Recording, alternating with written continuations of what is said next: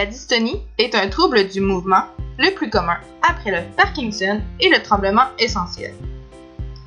Environ 300 000 hommes et femmes en souffrent en Amérique du Nord. Mais quelle est la cause de la dystonie? La dystonie est un trouble neurologique moteur caractérisé par le trouble du tonus musculaire causé par un problème au niveau des ganglions de la base. Pour activer nos muscles, nos neurones envoient un influx nerveux vers nos cellules musculaires. C'est les synapses qui transforment cet influx électrique en messager chimique au niveau de nos muscles. Cette substance chimique est appelée neurotransmetteur et c'est elle qui déclenche la contraction musculaire.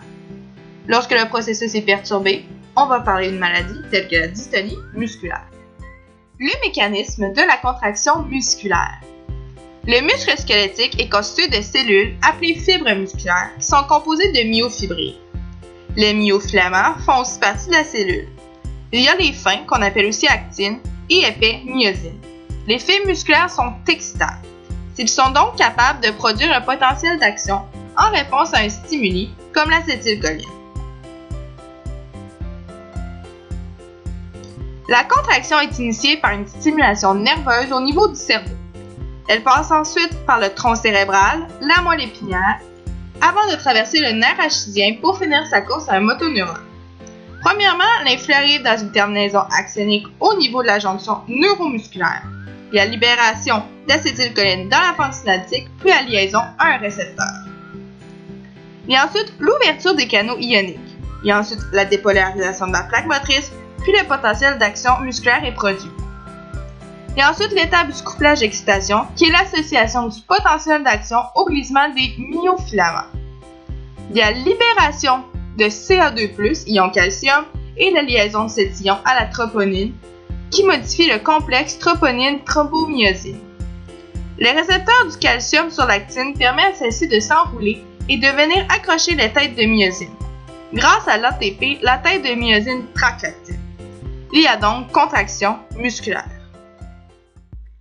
Il existe 3 axes de classement des dystonies, par son étiologie, par son âge d'apparition et par la distribution du corps. Le classement par l'étiologie. Il y en a 4 possibles.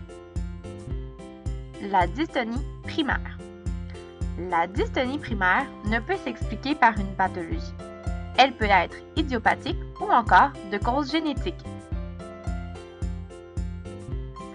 La dystonie primaire plus. La dystonie primaire plus possède les mêmes caractéristiques qu'une dystonie primaire, mais présente divers éléments associés, par exemple une détérioration intellectuelle. La dystonie secondaire. La dystonie secondaire est issue d'un dommage au cerveau, par exemple une lésion ou la formation de cicatrices dans certaines zones. Voici quelques exemples de problématiques qui peuvent induire une dystonie secondaire.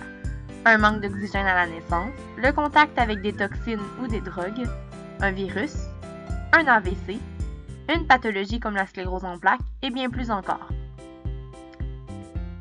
Il y a aussi les maladies hérédo-dégénératives qui présentent de la dystonie comme manifestation clinique.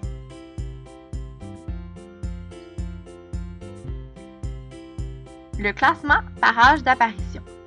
L'âge qui divise les apparitions précoces et tardives n'est pas homogène entre les différentes sources consultées. En moyenne, l'apparition avant 20 à 30 ans est appelée une apparition précoce et une apparition après 20 à 30 ans est une apparition tardive. Finalement, il y a la classification par la distribution du corps.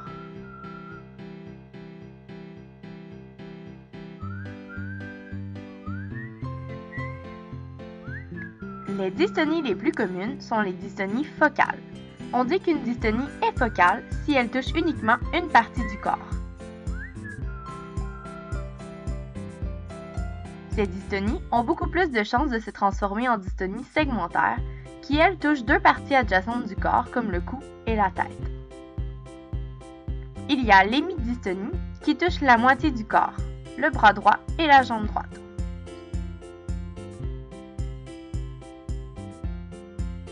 Il y a la dystonie multifocale qui, elle, touche plusieurs parties du corps.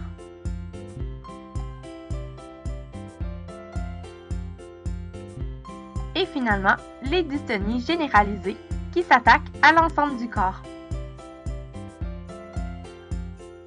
En bref, une personne peut donc présenter une dystonie primaire, précoce et focale, ce qui voudrait dire qu'on ne connaît pas la cause, qu'elle est arrivée avant l'âge de 20 à 30 ans et qu'elle touche seulement une seule partie du corps.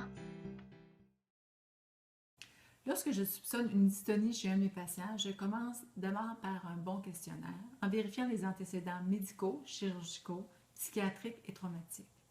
Et ce, dès la grossesse, la naissance, au niveau du développement de l'enfant et sa croissance. Je vérifie aussi les antécédents familiaux, particulièrement les maladies génétiques et les maladies dégénératives. Il est primordial de savoir l'âge d'apparition des symptômes, dans quel contexte les symptômes apparaissent et s'il y a une évolution dans le temps, soit dans une même journée, en termes de semaines, mois ou années. L'impact de cette dystonie-là sur le patient et son fonctionnement est aussi très important à vérifier. Je procède ensuite à un examen physique en commençant par une bonne observation. La posture, la démarche, les contractures, les déformations osseuses. Je vérifie ensuite mes paires crâniennes. Je vérifie les réflexes. A-t-il absence ou présence de clonus? Les forces, cotées sur une échelle de 1 à 5. La sensibilité. Si, après mes examens, j'ai besoin de prise de sang, je vais faire un bilan paraclinique, un électromyogramme et parfois une résonance magnétique sera nécessaire. Le traitement de la dystonie. Malheureusement, il est impossible de guérir la dystonie. Divers traitements visent donc à diminuer les symptômes de cette maladie, tels que la contracture, la douleur et les mouvements anormaux.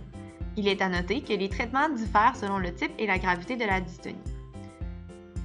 En premier lieu, nous avons les traitements médicamenteux.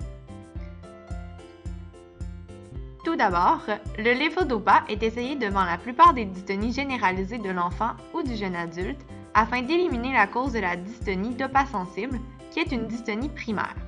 Dans ce cas, le médicament permet d'améliorer le contrôle musculaire. Ensuite, l'anticholinergique. Ce médicament est utilisé pour les dystonies d'enfance précoce, les dystonies plus graves et les dystonies focales. Ce dernier permet d'inhiber l'action, la libération ou la production de l'acétylcholine. Pour sa part, le benzodiazépine régule le neurotransmetteur GABA qui aide le cerveau à garder le contrôle musculaire. Ce dernier a des propriétés de relaxant musculaire. Deuxièmement, l'injection de toxine botulique est un autre traitement qui peut être utilisé. Il permet d'améliorer la fonction musculaire et la dextérité, de soulager la douleur et d'améliorer la posture. L'avantage est qu'il permet d'atteindre les muscles spécifiques qui causent problème. Troisièmement, la chirurgie. Elle peut être nécessaire pour les cas plus graves et lorsqu'il n'y a aucune réponse aux médicaments. L'objectif est d'interrompre les voies qui maintiennent les mouvements musculaires anormaux. Finalement, plusieurs autres traitements peuvent améliorer la qualité de vie des personnes atteintes de dystonie. Par exemple, le traitement physique tel que la physiothérapie, l'ergothérapie et l'acupuncture, puis les thérapies de relaxation telles que la thérapie comportementale et la méditation. Lorsqu'on parle traitement, on va plutôt parler d'approche compensatoire. Donc, on vise en ergothérapie, dans un premier temps, ça va être d'améliorer essentiellement le positionnement chez cette personne-là. Le positionnement, parce que souvent, les enfants ont une atteinte qu'on va dire générale ou multifocale. Donc, une atteinte de tout le corps. Donc, on ne parle pas ici juste du cou ou d'un hémicorps ou d'un membre. On parle souvent de pousser en extension et avec plusieurs mouvements aussi associés. Donc, ce qu'on va viser, c'est que l'enfant soit sécuritaire, donc dans un premier temps, la sécurité et le confort. Donc, souvent, on va rencontrer ces enfants-là pour évaluer une unité de posture, un positionnement. Donc, l'ergothérapeute va évaluer l'aide technique à la posture de façon aussi interprofessionnelle. Donc, on va favoriser un positionnement afin aussi de maintenir les amplitudes articulaires, d'éviter les contractures. Et aussi d'encourager la fonction, parce que comme ergothérapeute, ce qui nous intéresse, c'est l'occupation, les activités. Donc, c'est sûr qu'on va être très présent au niveau des activités de la vie quotidienne, essentiellement lorsqu'on parle d'alimentation. Donc, un deuxième volet, on pourrait parler aussi d'évaluer comment se passent les repas, avec la famille, donc toujours avec une approche centrée sur la famille. Et un troisième volet aussi au niveau des habitudes de vie, on pourrait parler du sommeil. C'est des enfants qui ont souvent des troubles de sommeil parce qu'ils viennent en SPAS. Donc, on va évaluer aussi tout ce qui est positionnement. Et finalement, en ergothérapeute, on va aller évaluer les milieux de vie. Donc, on va aller voir si les milieux de vie sont adaptés essentiellement s'il n'y a pas de barrière architecturale. Si l'enfant, finalement, peut avoir accès, éventuellement, s'il est en fauteuil roulant, on parle de domicile, on parle d'école pour les enfants plus vieux. On va parler souvent aussi de véhicules. Donc, on intervient au niveau de la personne, l'occupation et de l'environnement.